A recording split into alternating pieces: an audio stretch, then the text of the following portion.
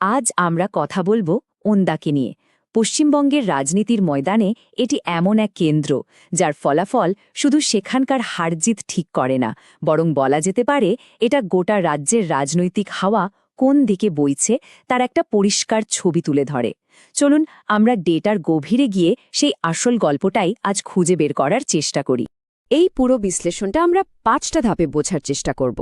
প্রথমে আমরা ওন্দার ভৌগোলিক এবং সামাজিক পরিস্থিতিটা এক ঝলকে দেখব। তারপর বর্তমান বিধায়কের কাজের খতিয়ানটা একটু খতিয়ে দেখা যাক। এরপর আমরা শুনব সাধারণ মানুষের কথা, তাদের অভিযোগগুলো কি, দেখব এই পরিস্থিতিতে রাজনৈতিক দলগুলো কি কৌশল নিচ্ছে, আর সবশেষে একটা ধারণা করার চেষ্টা করব যে ওন্দার ভবিষ্যৎ কোন পথে এগোতে পারে। তো চলুন একদম গোড়া থেকে শুরু করা যাক।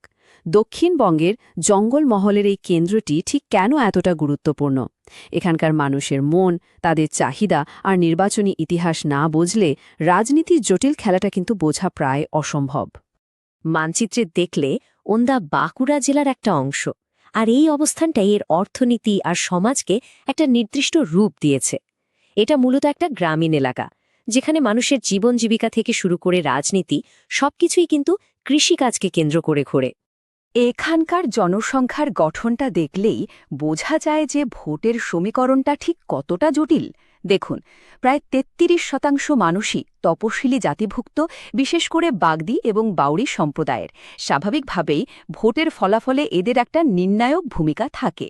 এর পাশাপাশি এখানে কিন্তু উল্লেখযোগ্য সংখ্যায় মাহিষ্য অর্থাৎ ওবিসি ভোটারও আছেন, যা রাজনৈতিক দলগুলোর কাছে এই কেন্দ্রকে আরও বেশি আকর্ষণীয় করে তুলেছে। কিন্তু আসল চমকটা লুকিয়ে আছে 2016 থেকে 21-এর ভোটের পরিসংখ্যানে। দেখুন একবার, বিজেপির ভোট শেয়ার এক লাফে প্রায় 32.6% বেড়ে গেছে। ভাবা যায় এই বিপুল পরিমাণ ভোটটা এলো কোথা থেকে? তথ্য বলছে এটা মূলত এসেছে বামফ্রন্টের ভোট ব্যাংক থেকে, কারণ তৃণমূলের ভোট কিন্তু প্রায় একই জায়গায় দাঁড়িয়ে আছে। এটা শুধু একটা কেন্দ্রের ভোটের হিসেব নয়, এটা আসলে পশ্চিমবঙ্গের রাজনীতিতে একটা বড়সড় পরিবর্তনের স্পষ্ট ইঙ্গিত। আর এই সংখ্যাটা দেখুন, 87.88%। এটা কিন্তু সত্যি অবাক করার মতো। এত বিপুল পরিমাণে ভোটদান এটাই প্রমাণ করে যে ওন্দার মানুষ রাজনীতি নিয়ে শুধু ভাবেনি না, তারা সক্রিয়ভাবে একটা পরিবর্তনও দেখতে চান। যখন এত মানুষ ভোট দিতে আসেন, তার একটাই মানে তাদের মনে অনেক আশা, অনেক প্রত্যাশা জমে আছে।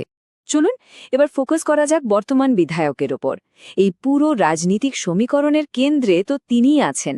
তার শক্তি কি, দুর্বলতায় বা কোথায়, কি সুযোগ রয়েছে তার সামনে, আর ঝুঁকিগুলোই বা কি? আসুন একটু তলিয়ে দেখি। বর্তমান বিধায়ক অমরনাথ শাখা, যার বয়স 56, আর পেশায় তিনি একজন কৃষক। তার এই পরিচয়টাই কিন্তু এই কৃষিপ্রধান এলাকার মানুষের সঙ্গে তাকে খুব সহজে মিশে যেতে সাহায্য করে। তবে মুদ্রার তো আর একটা পিঠও থাকে, তাই না? তার হলফনামা অনুযায়ী তার বিরুদ্ধে 6টা ফৌজদারি মামলা বিচারাধীন, আর তার সম্পদের পরিমাণও চোখে পড়ার মতো বেড়েছে। এই দুটো বিষয়ে কিন্তু তার ভাবমূর্তির জন্য একটা বড় চ্যালেঞ্জ। তাহলে সব মিলিয়ে বিষয়টা কি দাঁড়ালো? একদিকে কেন্দ্রীয় সরকারের সমর্থন থাকায় তার সামনে উন্নয়নের জন্য বড় সুযোগ রয়েছে, কিন্তু অন্যদিকে একজন শক্তিশালী স্থানীয় প্রতিপক্ষের বিরুদ্ধে তাকে লড়তে হচ্ছে। আর যদি তিনি প্রতিশ্রুতি মতো কাজ না করতে পারেন, তাহলে প্রতিষ্ঠান বিরোধিতার একটা হাওয়া উঠতে পারে। অর্থাৎ সাফল্য আর ব্যর্থতার মধ্যে ফারাকটা গড়ে দেবে শুধু একটাই জিনিস: কাজ করে দেখান। রাজনীতির সব হিসেব নিকেশ একদিকে, আর সাধারণ মানুষের প্রতিদিনের জীবনযুদ্ধটা আরেক দিকে। পরের নির্বাচনে কি হতে চলেছে তা যদি সত্যি বুঝতে হয়, তাহলে আমাদের ওন্দার সাধারণ মানুষের মনের কথা শুনতে হবে। তাদের মনে জমে থাকা ক্ষোভগুলোই কিন্তু রাজনীতির অভিমুখটা ঠিক করে দেবে। মানুষের মনে যে ক্ষোভটা জমে আছে, সেটা শুধু স্থানীয় কিছু সমস্যা নিয়ে নয়, সেই আগুনে ঘি ঢালছে রাজ্য স্তরের বিভিন্ন দুর্নীতি। ধরুন, শিক্ষক নিয়োগ কেলেঙ্কারি বা সরকারি প্রকল্পে কাটমানি নেওয়ার অভিযোগ। এই খবরগুলো যখন সাধারণ মানুষের কানে পৌঁছায়, তখন স্থানীয় নেতার প্রতিও একটা অবিশ্বাস আর রাগ তৈরি হয়। এই ইস্যুগুলোই স্থানীয় রাজনীতির মাটিতে গভীর ক্ষত তৈরি করছে। আর এই ছবিটা দেখুন, এটা কোনো বড় রাজনৈতিক তত্ত্ব নয়, এটা হলো দৈনন্দিন বাস্তবতার একটা জ্বলজ্বন্ত উদাহরণ। বোরদা গ্রামের মানুষের একটাই আর্তি, একটা ব্যবহারযোগ্য রাস্তা। তাদের লড়াইটা বিশুদ্ধ জল বা সরকারি প্রকল্পের সামান্য সুবিধা পাওয়ার জন্য। যখন এই সাধারণ চাহিদাগুলোও পূরণ হয় না তখন ক্ষোভ তৈরি হওয়াটা তো খুবই স্বাভাবিক, তাই না? বেশ, তো আমরা দেখলাম মানুষের মনে অনেক অভিযোগ, অনেক ক্ষোভ। এখন প্রশ্ন হল, ক্ষমতাসীন দল এই পরিস্থিতিটাকে কিভাবে দেখছে? এই ক্ষোভকে তারা কিভাবে ভোটে পরিণত করার কৌশল তৈরি করছে? চলুন সেই ব্লুপ্রিন্টটা একটু বোঝার চেষ্টা করি। মানুষের এই ক্ষোভকে সামাল দেওয়ার জন্য একটা বেশ আকর্ষণীয় চতুর্মুখী কৌশল তৈরি করা হয়েছে। মানে একই সাথে 4টে ভিন্ন ভিন্ন রূপ ধরে ভোটারদের কাছে পৌঁছানোর চেষ্টা।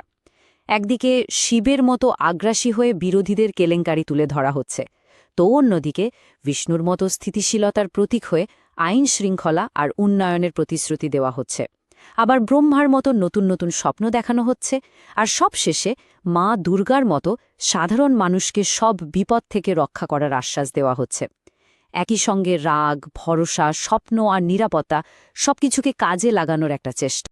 আর এই কৌশলটা কিন্তু শুধু ওপর নয়, এটা একেবারে নির্দিষ্ট সম্প্রদায়কে লক্ষ্য করে তৈরি করা হয়েছে। যেমন ধরুন, কৃষকদের বলা হচ্ছে ঋণ মুকুবের কথা, তো যুবকদের দেখানো হচ্ছে চাকরির স্বপ্ন, মহিলাদের কাছে পৌঁছানো হচ্ছে সুরক্ষা আর উজ্জ্বলা যোজনার বার্তা নিয়ে, তো দলিতদের জন্য রয়েছে কল্যাণমূলক প্রকল্পের প্রতিশ্রুতি। মানে প্রত্যেকটা গোষ্ঠীর চাহিদা আর উদ্বেগ অনুযায়ী আলাদা আলাদা বার্তা। এটাই তো আধুনিক রাজনীতির আসল খেলা। অবশেষে আমরা আলোচনার একদম শেষ পর্যায়ে এসে গেছি। এই সব কিছুর পর ভবিষ্যৎটা কি? চলুন, যে প্রতিশ্রুতিগুলো দেয়া হচ্ছে এবং যে চূড়ান্ত রণকৌশলটা নেওয়া হয়েছে সেটা একবার দেখে নেওয়া যাক, কারণ এর উপরই ওনার রাজনৈতিক ভাগ্য নির্ভর করছে। তাহলে সমাধান হিসেবে কি তুলে ধরা হচ্ছে? সমাধান হলো বড় আকারের, চোখে পড়ার মতো পরিকাঠামো আর কল্যাণমূলক প্রকল্প। দেখুন, যে খারাপ রাস্তা নিয়ে মানুষের মনে ক্ষোভ ছিল তার জন্য নতুন রাস্তা তৈরির প্রতিশ্রুতি দেওয়া হচ্ছে। যে জলের সমস্যা ছিল তার জন্য ঘরে ঘরে কলের জল পৌঁছে দেওয়ার কথা বলা হচ্ছে। অর্থাৎ মানুষের ক্ষোভের যে মূল কারণগুলো সেগুলোকে সরাসরি সমাধান করার একটা স্পষ্ট রণকৌশল এখানে দেখা যাচ্ছে। শেষ পর্যন্ত এই পুরো বিশ্লেষণ থেকে যে কৌশলগত সিদ্ধান্তটা উঠে আসছে তা হল ধারাবাহিকতার ওপরই বাজি ধরা। মানে একজন নতুন মুখ এনে ঝুঁকি না নিয়ে বরং বর্তমান বিধায়কের পরিচিতি এবং কেন্দ্রীয় সরকারের সঙ্গে তার যোগাযোগকে কাজে লাগানোই বুদ্ধিমানের কাজ বলে মনে করা হচ্ছে। এটা আসলে স্থিতিশীলতার পক্ষে নেওয়া একটা সিদ্ধান্ত। কিন্তু সবকিছুর পরেও একটা খুব বড় এবং কঠিন প্রশ্ন কিন্তু থেকেই যায়। উন্দার মানুষরা যারা এত বিপুল সংখ্যায় ভোট দেন তারা রাজনৈতিকভাবে অত্যন্ত সচেতন। তাদের জন্য ভবিষ্যতের এই বড় বড় প্রতিশ্রুতিগুলো কি অতীতের ব্যর্থতাকে ভুলিয়ে দেওয়ার জন্য যথেষ্ট হবে, নাকি তারা এবার প্রতিশ্রুতির ফুলঝুরির বদলে চাইবে মাটির ওপর বাস্তব কাজ? উন্দার ভবিষ্যৎ কিন্তু এই প্রশ্নের উত্তরের মধ্যেই লুকিয়ে আছে।